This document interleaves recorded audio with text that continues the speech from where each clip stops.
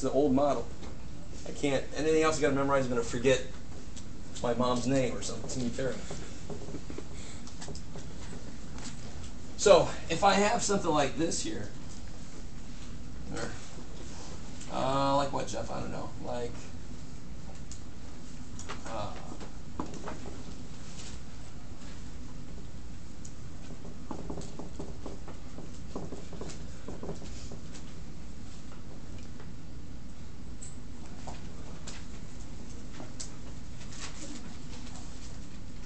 now, the next couple sections are both trigonometric integration in some way. This section is integrating trigonometric expressions directly. The next section is called trigonometric substitution, which is substituting variables with trig expressions, which sounds like, why the hell would you want to do that? You'll see why. So what's the first thing that comes to mind when you see this? Crazy. Okay, it's crazy. I like that. But what's really nice, is there a function in there whose derivative is in there? Yes. Yes! So I should be able to do some kind of direct U substitution here maybe, right? And using some identities. So for example, which one of those is written currently in a way that I can replace it with using an identity? Cosine squared, right? So I can rewrite that in terms of sine, right? But which one of these has like an extra piece to it? Sine, right? So you got two competing things there. Whatever you call U, you have to make sure that its du is in there and accessible. Is in the Exactly. So the sine is the one that I can shuck an extra one off. I like that word shuck. Sounds vaguely like you shouldn't use it, but oh well. So I can shuck a sine off and put it with the dx, because it's got one extra in a way, right? The identities all have squares in them, so it sort of has one extra. If I could put a sine with the dx, what do I want to make u equal then? Cosine, right? I really want you to see that, because this section sucks if you try to memorize it. It doesn't suck so bad, but you're going to waste space you don't need to waste. Just look to see why it makes sense, right? They have all these little rules. If it's odd on this one and even on that one, then you do this. Because, oh my God, right? But just what makes sense up here? If I shuck off a sine and put it with this, and I want to let u equal, like you said, I got to let u equal cosine. I know I'll have and of course du would then be negative sine, and negative doesn't bother me, right? Bam, bam, thank you, right? No, wait. Sure. Now what's wrong with one of these then? Considering that u is cosine, which one of those sucks, the way it's written? Sine squared, of course. Right here, this would be what? U squared. But this is not in terms of cosine, but I can put it in terms of cosine very easily. That's the idea. That's the idea behind what you do with an expression like this. So I rewrite sine squared as, I love it, 1 minus cosine squared. And now I can find everything. Why did you put the negative in the top one? Why is there a negative in the integral? Second. Here. Yes. Because I had to put it there so I could put that one there. They both came in at the same time. Right? I need to be able to find a negative sine x. I didn't have a negative sine x to begin with. And negative out front and negative there, so it balances, right? Just like putting a 2 inside and a 1/2 outside. Same idea. So now this becomes 1 minus u squared. 1 minus u squared times U squared times du. du. Kick-ass. And digging the negative in, I hate those negatives floating around, so we might as well take it in. That would become u to the 4th minus, I'm just going to change the signs. Is that cool? Just bring the negative inside so I can change the signs. So there's not an extra negative floating around. Equals u4 minus u squared. And that's about as easy an integral as I can make, right? Is it du squared? Say again? Oh no. Not free. All they do is distribute and then No, turn no, them no, around. I was Do it that way. And now what's the integral of this? U 5 over 5 minus, U 3 over 3. and then just throw in there what U was, and U was cosine. So we got cosine fifth over 5, blah, blah, blah, right?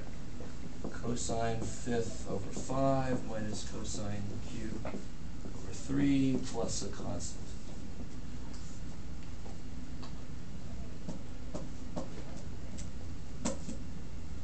So of course, if I would have made that squared and that cubed, would have basically been the same thing, but it's the cosine I would have been able to shuck off, and then I would have just made U sine, right?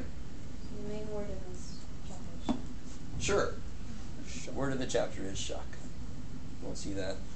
Sesame Street. Today's word is shuck. So let me go ahead and give you this, because the tangent and the secant thing. Well, let's look at the tangent and secant thing real quick, and then I'll give you this handout. What makes sense with tangent and secant? First off, what are derivatives we know related to tangent and secant? What are identities we know related to tangent and secant? So what's an identity that we know related to these guys? 6 guy. Sine of course, I love it, but something that relates to these two. To both. Oh. 6 square x equals to 1 plus tan square x Yeah, what's a tangent squared? X equals to 1 plus 1 equals 6 square x. secant squared x. Cool, right? You can always start with sine squared plus cosecant squared equals 1. And if you divide by sine squared, you'll get the identity here, right? Cool. Or I could write this as, if I really wanted to, secant squared x minus 1 equals tangent squared x. Right?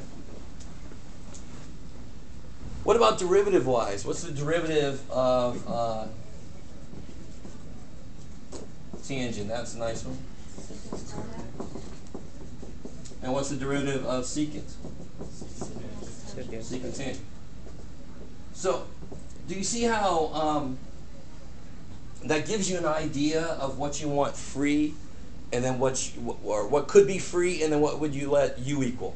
That's the kind of way to piece this together. So, for example, if I had, let's do one like that. Sure. Integral tangent fifth secant 7.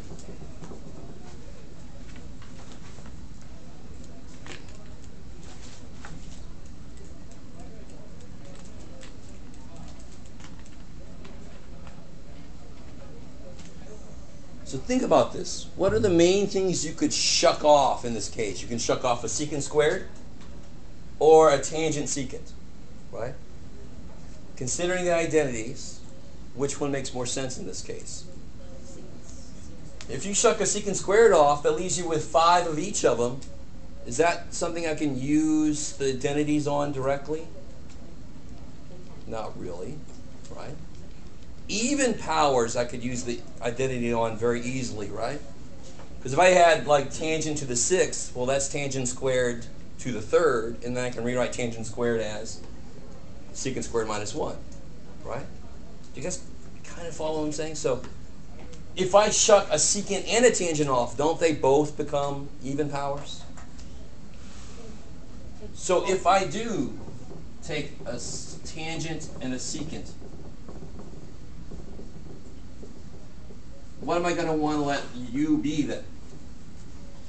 Whose derivative is tangent, is secant tangent, or tangent secant? Well, whose derivative is that? Secant. So I want to let U equal secant, so which thing do I need to rewrite? Tan square. Tangent, right?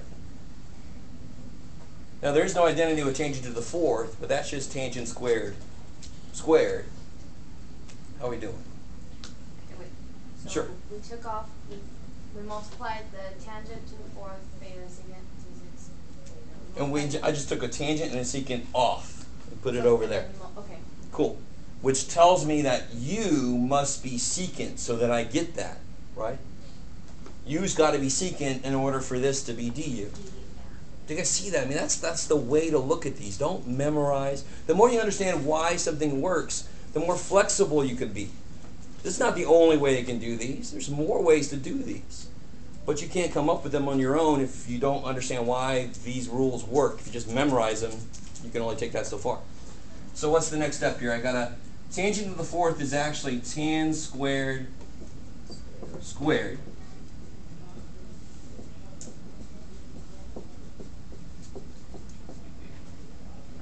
Okay.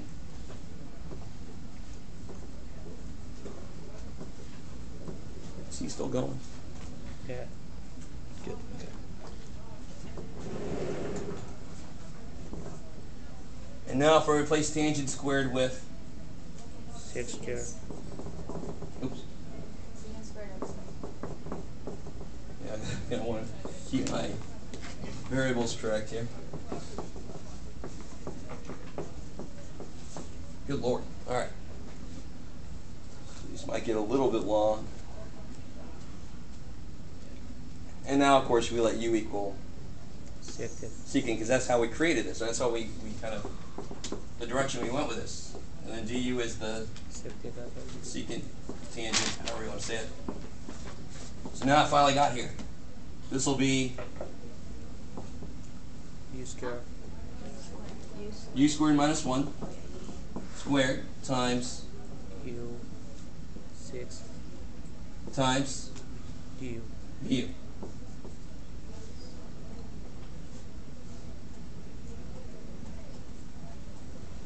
And I just got a little foiling to do. You can blah, blah, blah, blah, blah.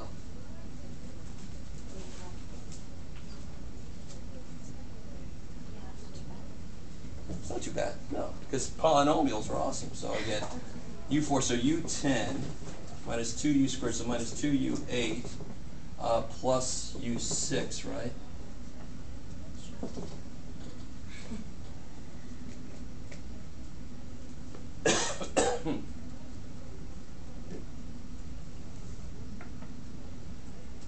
And then u was secant, so when I integrate this, I get u11 over 11, so secant minus 2 secant 9 plus secant 7 plus c. Okay.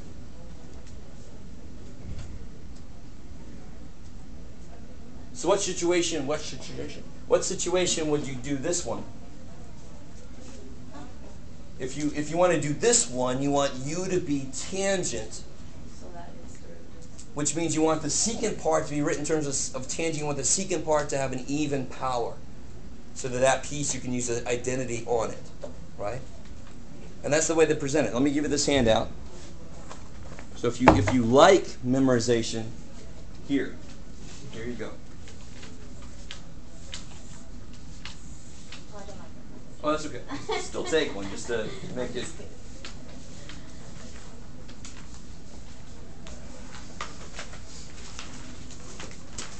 Hopefully, This is going to be our best friend when we do our homework. do I have enough of these? What's that? It's going to be our best friend when we do homework. Your class final? Sorry. Oh, I love my printer.